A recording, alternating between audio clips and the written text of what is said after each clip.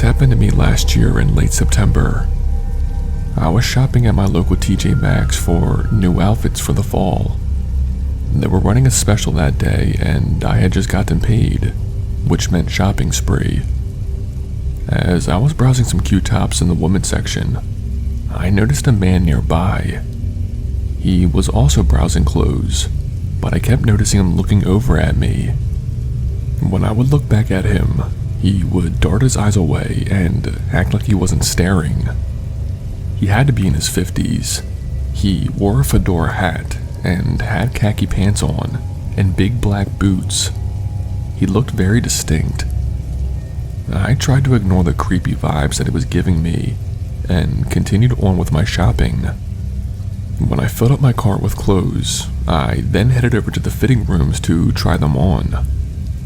I was trying on my first outfit when someone tried to open the door. I was partially naked and this startled me. I yelled out that this room is taken. I then looked at the bottom of the fitting room door and saw 2 black boots standing there. I recognized them to be the guy who was watching me in the store. I held my breath, terrified that this guy was going to break down the door and attack me.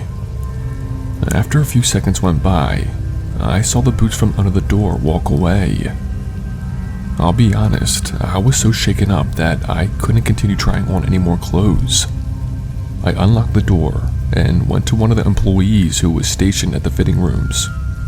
I put the clothes down and asked her if a man had just come back there. She said yes, and the man had told her that she was my father, and he was just going back there to check up on me. I freaked the hell out and explained I was here alone and that was not my father. But the employee seemed to have hated her job and didn't really care about my concerns. I left TJ Maxx without buying anything.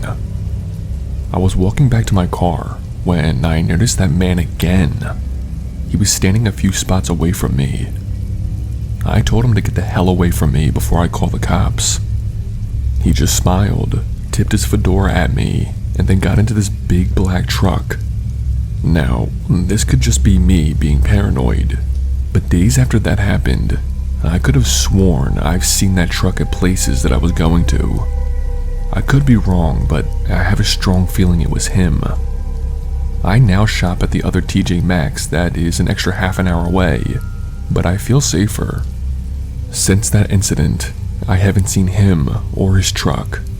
I have no clue who he is, but he's definitely a creep.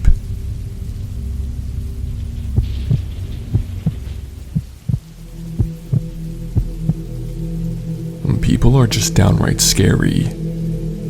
A few years back, I was the manager of a TJ Maxx. The pay was decent, but I had to deal with a bunch of BS.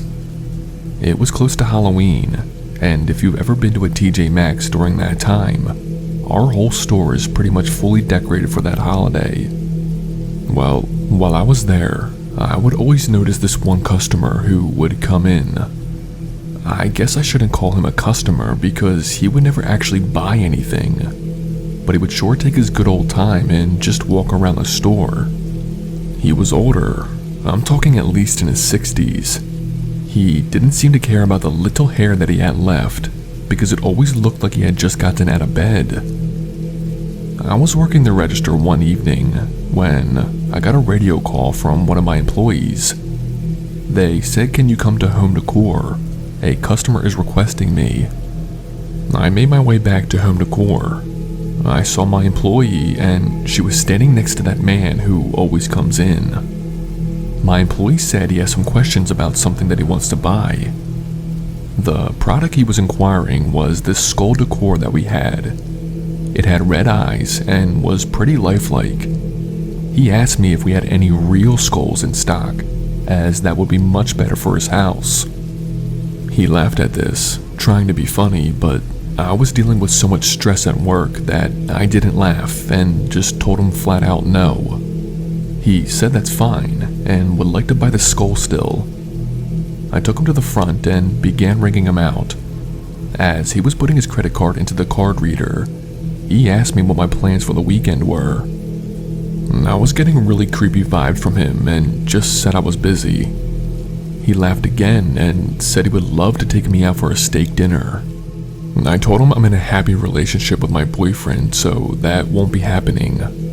He just smiled and said he's very good at changing minds. I said nothing back to this and watched as he walked out with the skull that he had just bought.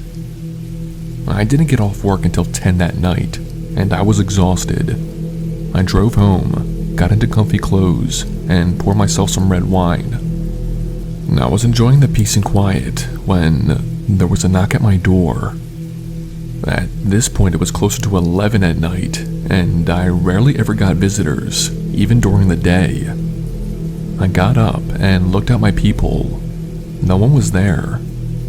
I opened the door slightly to look out, and when I did, I saw something was on my front steps. It was a skull with red eyes. It was the exact skull that creepy guy had bought earlier that day. I looked all up and down the streets and didn't see a single person. I took the skull and threw it away in a trash can. I did not get a second of sleep that night. The next day, when I was at work, I pulled up the receipts from the day earlier. I found the name he used on his credit card. I tried to look him up on Facebook, but I don't think he had one. I told all of my employees to be on the lookout for him, and he is not welcome in the store any longer. Thankfully, he never came back in. I quit that job for a better one a few months after that happened. I have no clue how he found out where I lived.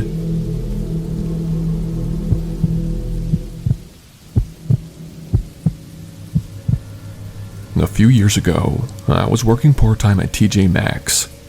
It wasn't a bad job by any means, and I'm still close friends with some of those co-workers. And it was a Friday, and we were really busy. We had a few sales going on, and it seemed like the whole city was shopping there that day. And I was putting some clothes on hangers when this little kid comes up to me. He couldn't have been older than 6, and he was crying.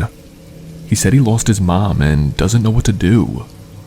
I told him not to worry and to follow me to the front, and I'll make sure I find her for him. We walked up to the front registers, and I picked up the phone that was able to make announcements throughout the store. The little kid told me his name was Henry, so I made the announcement asking for the mother of Henry to please come to the front. We stood there for a bit. We watched as a bunch of people were moving around the store. I told him to point out his mom when he sees her. Some time had passed and she still never showed up. I grabbed the phone again to make another announcement when this lady comes up to us. She had blonde hair, a blue sweater, and flip-flops on. She came up to me and thanked me profusely for finding her son. She then grabbed his hand and started pulling him towards the exit, saying they need to hurry. But that's when Henry let out this loud scream. He said that she wasn't his mom. He doesn't know who she is. Henry ran back to me crying and hiding behind me. He kept saying that's not his mom. The lady laughed and said, "Don't be silly, honey. Come on now, we're gonna be late." She tried to grab him again, but I stepped in front of her. I asked her what her last name was. Just then, another lady comes up to the front. She saw Henry behind me and said thank you for finding her son. She was looking all over for him. And at that moment, the first lady who tried to take Henry bolted out of the store. I watched through the windows as she got into some beat-up van with 2 other men and drove off. It all happened so quickly that it took me a while to process what almost just happened. And I explained to the real mother who that lady was and what she just tried to do. I can't even describe the look of horror on the mother's face. We, of course, got police involved. We gave them everything they asked for, descriptions, times, and video footage. I want to say it wasn't until a few months after that happened when I heard she finally got caught. Apparently, that lady and the men who were in the van were part of some organization that kidnapped children, which is truly horrifying. People like that exist out there. They don't hide in the shadows like we think they do. Sometimes they're shopping at your local TJ Maxx. Please, be safe, everyone.